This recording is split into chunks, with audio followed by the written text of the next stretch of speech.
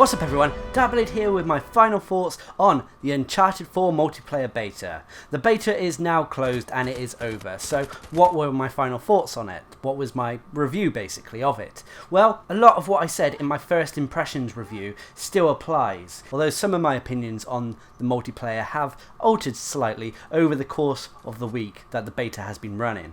Remember too that this is a beta, and it's not just a beta that is for a game that's a few days or weeks away from release. No, this is a beta for a game that is months away from release. So hopefully Naughty Dog are going to use our feedback from what they discovered from this beta and put it to good use, balancing weapons, game mechanics and more, making it for a more balanced and more fun experience. So what did I think about the beta overall? Well, going over each aspect of the multiplayer. Firstly, when it comes to the movement of the characters, the animations and such, I thought they were done really well. It's a fast-paced game, a lot faster than some of the other Uncharted games. But this wasn't necessarily a bad thing. I felt that it added to the flow of gameplay, making fights more intense. However, it wasn't so fast that I felt out of control, that I had no say in what was happening. Characters can no longer sprint because they seem to be sprinting pretty much all the time when you move around. Even when a character was approaching you trying to get into close range, it wasn't fast enough that it became a problem, that you couldn't actually hit them or keep aim in time with them. Also, like with other Uncharted titles, you have to think more than 2D when playing the multiplayer. You have to think in 3 dimensions here, as a lot of the surfaces can be scaled for different vantage points when you're in a battle. And the 2 maps we got definitely demonstrated that this is still in the multiplayer for Uncharted 4.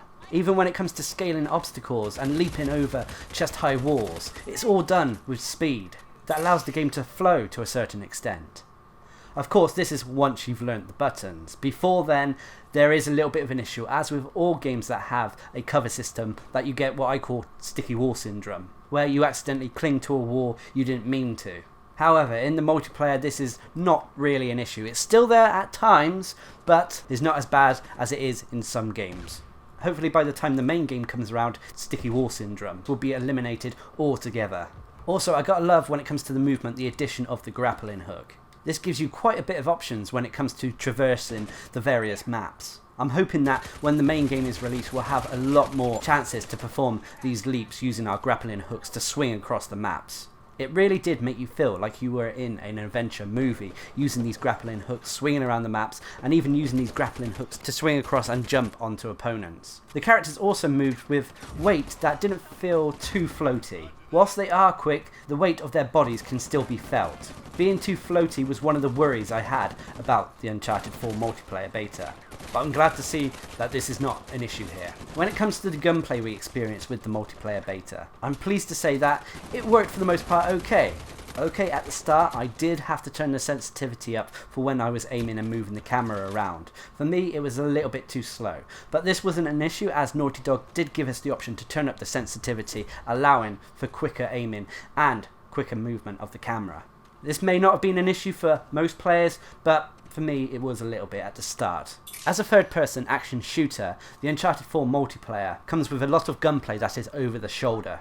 This isn't always a bad thing, and sometimes I actually prefer this, but a lot of the guns actually come with options and attachments that allow you to go into first-person view to take your shots, whether this be through scoped weapons or sniper rifles. This should please a lot of the first-person shooter fans. That actually brings us on to the weapons themselves. I found there was a good mix of weapons within the beta. Whether this is all the weapons we'll receive when the full game is released in March, I don't know yet, but most of them seem to work and function okay. Some of them were obviously better than others, as with all games, and that is partly one of the points of these betas, is to try to balance out weapons and mechanics. During my time with the beta, I made sure I experienced all the weapons that it had to offer. However, for me the best weapons were the scoped auto rifle, the Metler, the FAL and the HS-39.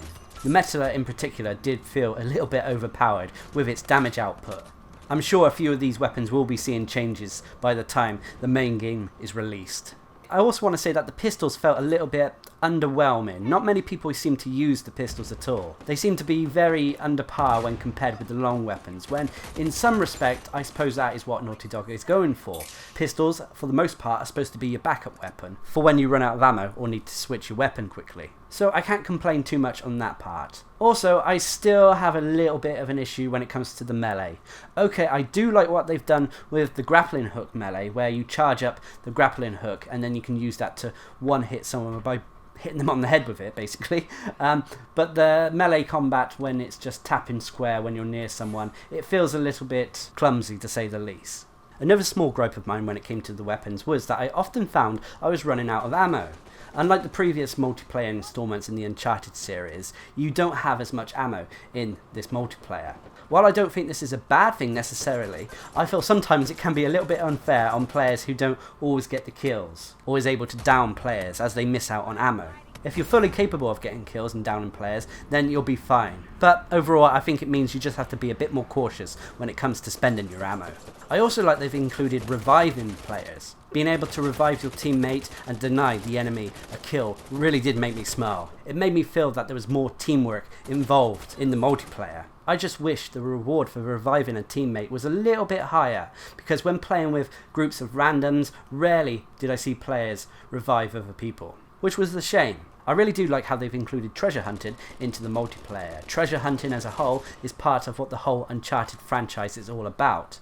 And in a way, I'm glad they've put a bit more of an emphasis on finding down and tracking down these valuable items.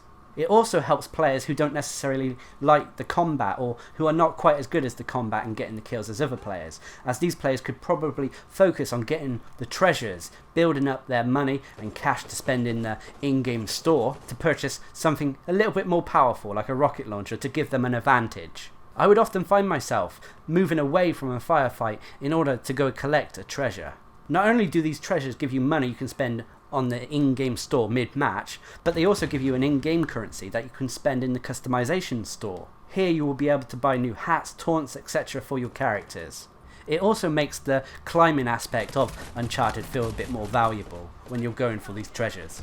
And actually that brings us on to the mid-match store. It's a little bit confusing because they have the customization store called a store, and the store you use mid-match a store as well, so maybe they could rename it better. But anyway, the mid-game store is quite good. Here you're able to purchase mystic items, power weapons, sidekicks, and gear enhancements. All of these are very valuable and can give you the upper hand in a firefight. I really do like these options, and they make you think a bit more tactically about your situations and what items are needed.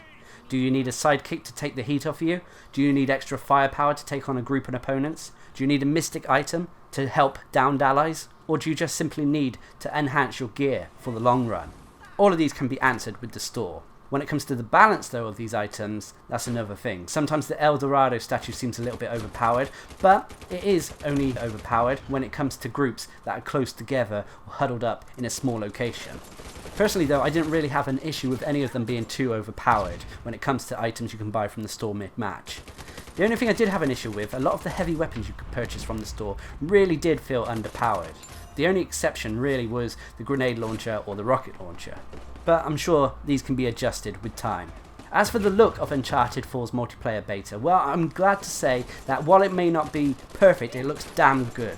Running at a smooth frame rate, character models and environments look very, very detailed and move with life. Whether this is exactly what the final game is going to look like, I'm not sure, as there is still time to make improvements, which I'm sure Naughty Dog are going to be doing. I can't really complain too much about anything when it comes to the presentation of the multiplayer. Even if it doesn't change too much by the time the game is released in March, I will still be happy if it looked like this. Rarely did I come across bugs. There were some that would occur. Normally with me it was when melee attacks were involved, or when you were going to kick a downed player, or when using the grappling hook. I can't say that this beta was completely flawless, but at the end of the day it got me more excited about Uncharted 4's multiplayer than deter me from it. I have experienced a few multiplayer betas this year, and they have put me off of buying games, and I'm glad to say that this was not one of them. So that I'm hoping that the final version of this multiplayer for Uncharted 4 will be as good, if not better than this. It will also be interesting to see how all these mechanics, the store, the reviving, and so on, carry over to other game types. For the beta, we only had Team Deathmatch, but if we had Team Objective, would that change what loadout you have, what you have in your store, and so on? It's going to be very interesting to see, and I hope it adds more challenge to the game. But anyway, overall, I was pleased with this beta. It did what it probably set out to do, and that's to give Naughty Dog feedback on its multiplayer, as well as get people more excited and hyped for the multiplayer of Uncharted 4 when it's released in March. Anyway, I hope you found this video amusing or informative, and until next time, I've been Darcblade, bringing you my final thoughts of the Uncharted 4 multiplayer beta. Hope you enjoyed the video, thanks for watching, subscribe and like for more.